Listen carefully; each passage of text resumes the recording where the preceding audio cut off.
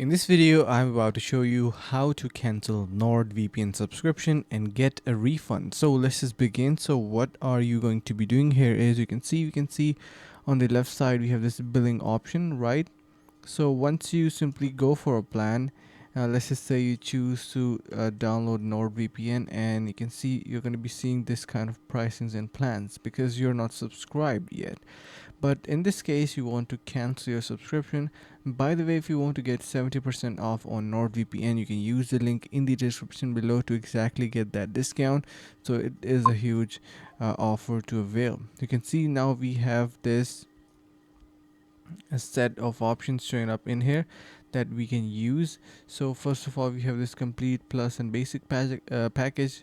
Currently it is saying get plus, or maybe get complete, or you have your get basic option. So in order to simply cancel the subscription, once you purchase a plan, it will show cancel subscription option in this place as a replacement. So that's how easy it is to get, and I hope this is going to be helping you guys out.